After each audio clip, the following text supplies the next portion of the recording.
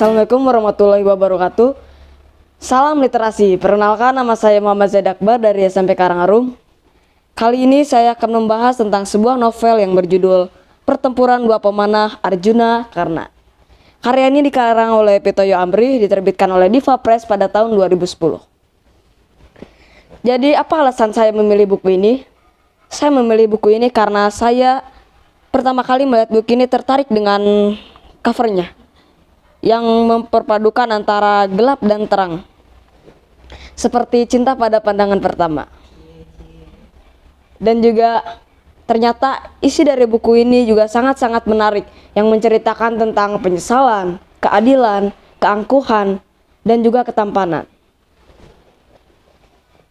Jadi apa isi dari buku ini? Buku ini menceritakan tentang dua orang pemanah yang hebat yang bernama Arjuna dan Karna, yang lahir dalam satu rahim yang sama tetapi memiliki perjalanan hidup yang berbeda. Dan cerita ini dimulai oleh seorang wanita yang bernama Dewi Kunti. Dewi Kunti ini adalah anak dari seorang raja yang bernama Basukunti. Dan suatu ketika dia melakukan hubungan gelap dengan Batara Surya, yaitu Dewa Matahari, hingga dia mengandung seorang bayi. Dan saat itu, karena dia adalah seorang anak raja, dia tidak ingin menghancurkan wibawa dari ayahnya. Maka dari itu, dia memilih untuk mengasingkan diri bersama seorang resi yang bernama Durna, semacam guru spiritualis. Selama pengasingan itu, dia menunggu sampai bayi yang dikandungnya lahir. Dan bayi itu bernama Karna. Setelah Karna lahir, Karna pun dibuang di sebuah sungai. Sehingga akhirnya Kunti pun kembali ke istana bersama Resi Durna. Dan setelah beberapa lama kemudian, ayahnya pun memutuskan untuk mencarikan pasangan untuk Dewi Kunti. Dan diadakannya sebuah sayembara, di mana siapapun yang memenangkan sayembara itu, dia akan menjadi suami dari Dewi Kunti. Dan setelah itu sayembara pun dimulai. Pergulatan terjadi antara kakaknya yang bernama Basudewa dan juga para petarung-petarung, hingga datang suatu petarung yang bernama Narasoma.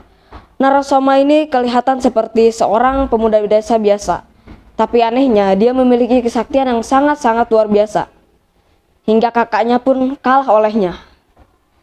Tapi ada seorang raja yang bernama Pandu. Dia adalah raja dari Hastinapura. Dia menyelamatkan Basudewa ketika Narasoma tidak bisa mengendalikan kesaktiannya. Dan akhirnya Kunti pun memilih Pandu sebagai suaminya.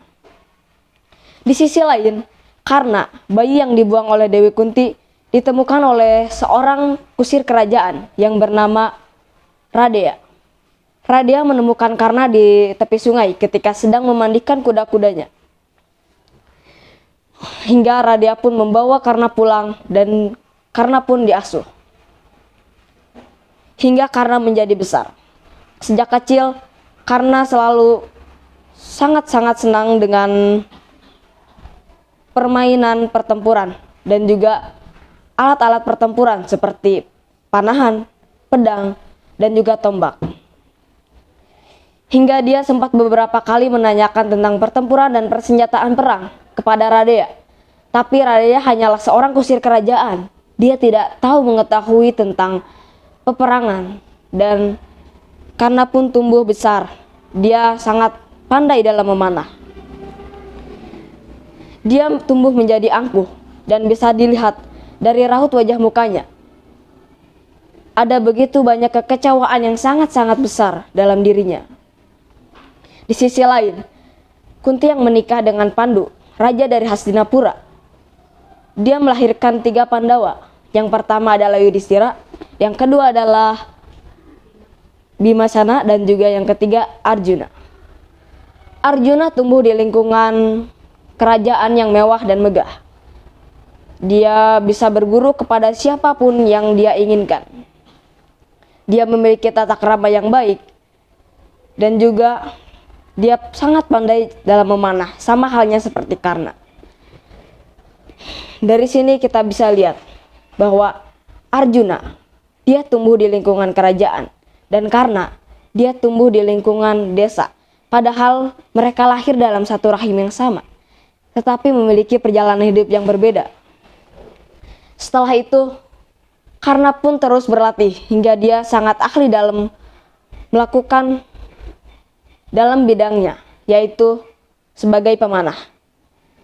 Hingga akhirnya ada seorang prajurit yang melihat kesaktiannya dalam memanah, hingga dia pun memutuskan untuk Karna diajak ke dalam sebuah kerajaan yang bernama Hastinapura. Disinilah perjalanan Karna dimulai.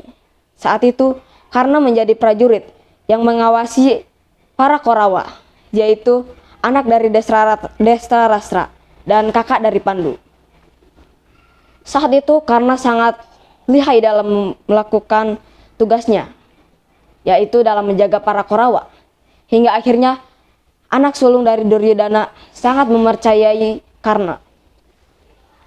Dan suatu ketika diadakan sebuah perjamuan, yaitu pesta, yang dimana perjamuan itu dihadiri oleh pihak dari Pandawa dan juga pihak dari Korawa.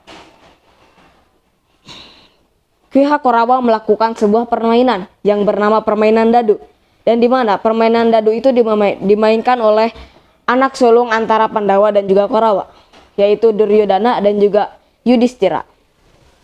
Para Pandawa lain sempat mencegah Yudhistira untuk memainkan permainan tersebut, tapi Sengkuni, sang penasehat Hastinapura, justru semakin merayu Yudhistira, dan akhirnya permainan itu dimulai. Awalnya taruhan yang diberikan sangatlah kecil, berasal dari 2 keping perunggu, tapi akhirnya tata Hastinapura menjadi taruhannya, dan juga ke tempat tinggalan mereka terhadap Hastinapura.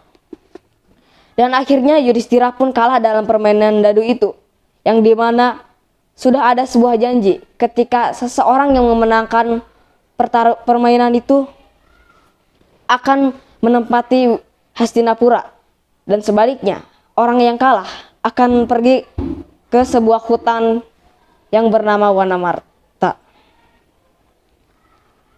Para Pandawa pun pergi dari Hastinapura, dan ketika itu justru kebaikan datang kepada para Pandawa, di mana mereka mendapatkan sebuah kerajaan yang megah dari para raja jin, karena para raja jin mengetahui kesaktian mereka.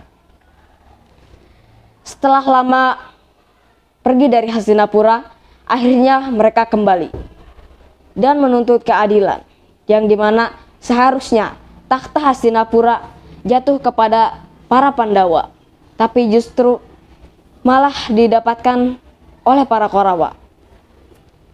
Hingga akhirnya diputuskanlah diadakannya sebuah pertempuran, perebutan kekuasaan antara para Pandawa dan juga para Korawa. Dan saat itu semua orang di situ sangat terkejut. Setelah beberapa hari persiapan dimulai dan perang pun akan dilaksanakan, Kunti akhirnya mengetahui bahwa karena ternyata anak yang dia buang adalah Karna yang dia lihat, yaitu Karna yang menjaga para Korawa. Dan akhirnya Kunti pun mengakui bahwa dia adalah ibu kandung dari Karna. Karna saat itu sangat kecewa dan juga marah, tapi di sisi lain dia juga merasa bahagia karena dia sangat memimpikan untuk menjadi seorang kesatria utama. Setelah itu, Karna pun pergi ke dalam medan pertempuran. Begitu juga dengan para Pandawa. Saat itu, pertarungan antara Arjuna dan Karna dimulai. Arjuna dengan kesaktiannya dan dia memiliki sebuah anak panah yang bernama Sarotama, yang dimana ketika anak panah itu diluncurkan, dia akan menyasar siapapun yang panah itu incar. Dan di sisi lain, Karna juga memiliki kesaktian, yaitu sebuah tombak, yang dimana tombak itu bisa juga mengincar kepada orang yang dia incar. Tapi sayangnya tombak itu sudah dia gunakan Dan akhirnya perang itu pun terjadi sangat-sangat tragis. Begitu banyak luka dan darah yang tumpah. Karna pun jatuh. Dia kalah oleh Arjuna. Pertempuran pun selesai. Kunti sangat menyesal ketika melihat dua orang anaknya saling bertaruh nyawa, bertempur dalam sebuah peperangan. Tapi itulah takdir, kita tidak bisa mengubahnya.